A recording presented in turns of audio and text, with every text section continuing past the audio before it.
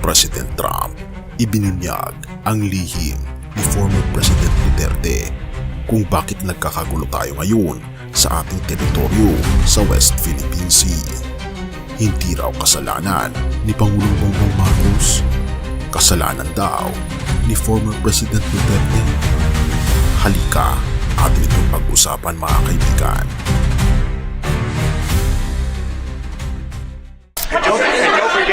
Don't forget, just as tantamount to what you're asking, the Philippines were loaded up with ISIS and a lot of terrorists, and they were at a very, very dangerous point. And during my administration, we went in and we wiped them out, working with the Philippines, but we wiped them out. But if we didn't get in, I don't know what would have happened. I don't know who would be your president right now. But we spent a lot of time and a lot of talent on going into the Philippines and wiping out terrorists. They had a tremendous problem during my administration. And we cleaned it up, we got them out, and now you really have a good solid country again. I believe so, yes. Binunyag ni President Trump ang lihim ni former President Duterte. Kasalanan pa niya ang gulo sa teritoryo ng Pilipinas? Sa isang tahimik ngunit makasaysayang pag-uusap sa White House, isang revelasyon ang lumutang, isang pahayag na maaring magbago sa pananaw ng sambayan ng Pilipino sa kasalukuyang tensyon sa ating teritoryo sa pagitan ni Pangulong Ferdinand Bongbong Marcos Jr. at President Donald Trump. May nabunyag. Ang sentro kasi ng usapan ay bala, missile at ang Pilipinas.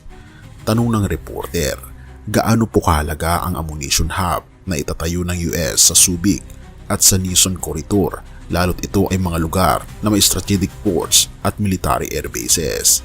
Sagot ni Trump, bala, oo, napakahalaga.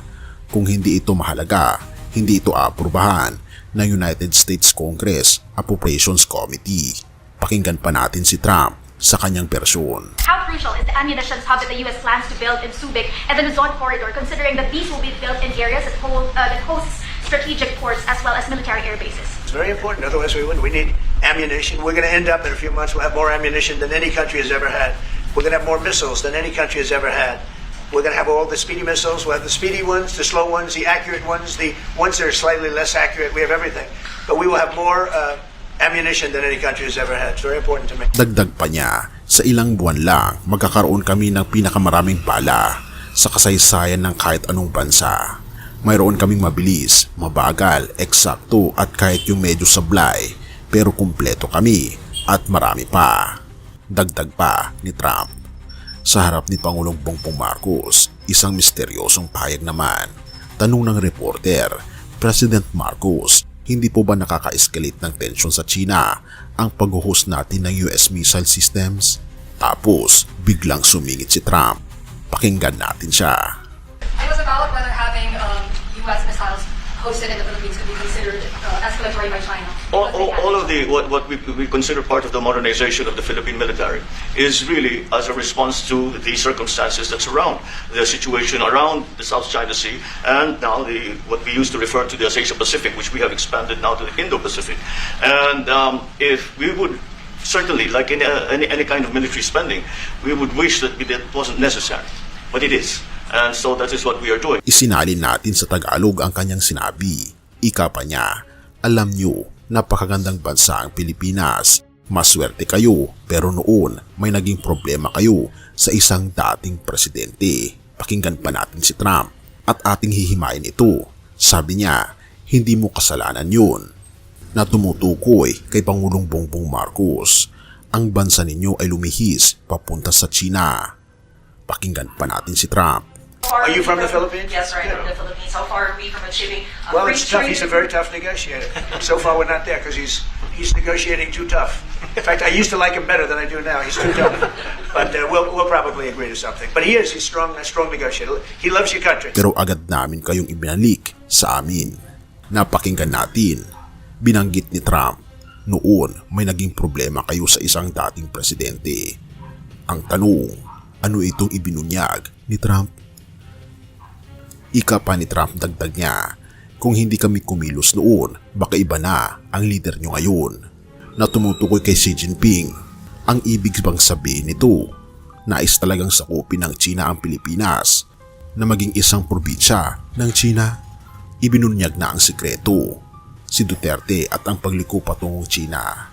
Bagamat hindi pinangalanan, malinaw ang tinutukoy. Ang dating Pangulo na sinasabing na itulak ang bansa patungo sa China ay si former President Rodrigo Duterte. Ayon kay Trump, kung hindi raw sila nakialam, baka lubusan nang nabaliktad ang ugnayan ng Pilipinas sa Amerika. Ngunit dito nagsalita si Pangulong Marcos Jr. Hindi ito para sa gera, ito ay para sa modernisasyon. Ika pa niya, pagsasalin sa Tagalog, ang mga ginagawa namin ay bahagi ng modernisasyon ng militar. Hindi ito pagpapalakas para manghamon, kundi pagpapalakas ng sariling kakayanan. Sa gitna ng sitwasyon sa South China Sea at Indo-Pacific region, pakinggan pa natin ang ating Pangulo sa kanyang English version. And as an adjunct to the question about the ammunition production, this is actually the United States is assisting the Philippines in what we call our self-reliance defense program, which is to allow us to be self-reliant and to be able to stand our own 2 feet, whatever the circumstances that occur in the future. And that the reason that we have encouraged more interaction with the United States is because it is necessary, and it is not just with the United States. It is with all our neighboring countries and even countries as far afield as the Scandinavian countries, the EU. And so this is an ongoing process. And again, I will stress the point that we do this because we feel it is necessary. Sinabi rin niyang kasama sa estratehiya ang pagkipagtulungan sa iba't ibang bansa, hindi lang sa Amerika, kundi maging sa Europa. At hindi rin nakalimutan ni Trump na puno ng ISIS noon ang Pilipinas. Ika pa niya, huwag niyong kalimutan, noon ay puno ng ISIS ang Pilipinas. Napakadelikado ng sitwasyon niyo noon, pero sa panahon ko, nakipagtulungan kami sa inyo at nilinis namin yan. Kung hindi kami pumasok noon, ewan ko kung sino ang presidente nyo ngayon. Pakinggan pa natin ang English version ni Trump. Don't forget, just as tantamount to what you're asking, the Philippines were loaded up with ISIS and a lot of terrorists, and they were at a very, very dangerous point. And during my administration, we went in and we wiped them out, working with the Philippines, but we wiped them out. But if we didn't get in, I don't know what would have happened. I don't know who would be your president right now. But we spent a lot of time and a lot of talent on going into the Philippines and wiping out terrorists. They had a tremendous problem during my administration. And we cleaned it up, we got them out, and now you really have a good, solid country again. I believe so, yes. Misteryo o kasaysayan, isang revelasyon, isang pang-amin, isang pagbubunyag mula sa pinakamakapangyarihang tao sa mundo. Ang Pilipinas daw ay muntik ng tuluyang mapunta sa ilalim ng China. At ang sanhi raw nito, si dating Pangulong Duterte. Ang tanong, totoo ba ito? Totoo ba ang sinasabi ni Trump?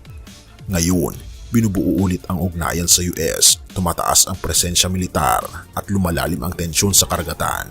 Tanong ng bayan, totoo ba ang sinabing ito ni Trump?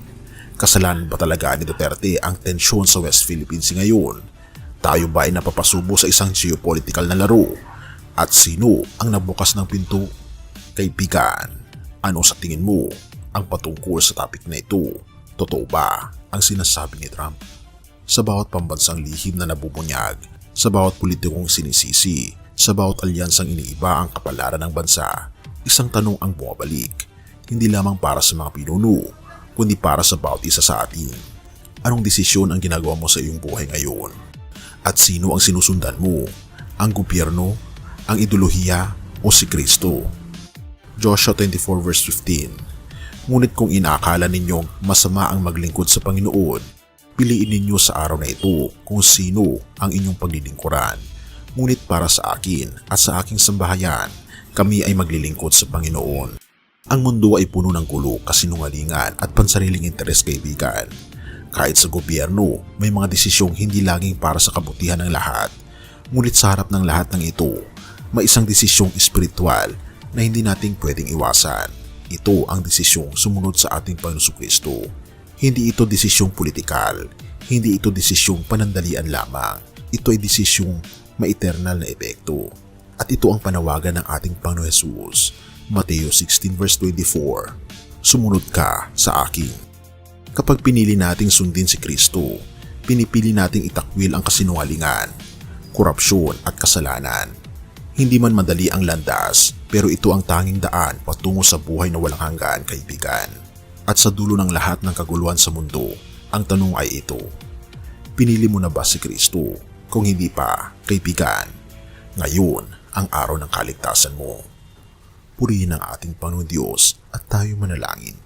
Ama naming Diyos na makapangyarihan sa lahat, sa gitna ng kaguluhan ng mundo, tinatawag niyo po kami sa isang desisyon na hindi po pwedeng ipagpaliban. Inaamin po namin ang aming mga pagkakamali. Naligaw kami at madalas umaasa sa tao at hindi sa iyo. Ngunit ngayon po, pinipili po naming sumunod sa iyo. Gawin niyo po kaming tapat, matuwid at ilagay niyo po kami sa landas na ayon sa iyong kalooban.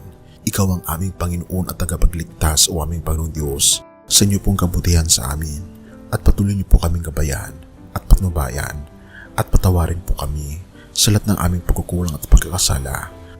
At salamat po sa pagdinig ng aming mga panalangin at pakalinisin po kami sa lahat ng aming mga pagkakasala, sapagat ito po ang aming samot hiling sa matamis na pangalan ng aming Panginoon Jesus. Amen. Bago natin ipagpatuloy, kaibigan, siya nga pala ang Great Controversy na isa sa mga pinaka-kontrobersyal na libro dahil tumutukoy ito sa mga propesiya sa libro ng Daniel at Revelation na nagaganap na sa panahon natin ngayon bago ang pagdating ng ating Panginoong Diyos ay pinamimigay na namin ng libre sa pamamagitan ng PDF.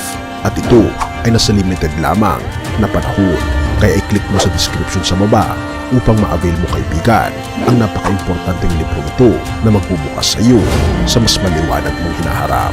Purihin ang ating Panginoong Diyos at tayo magpatuloy.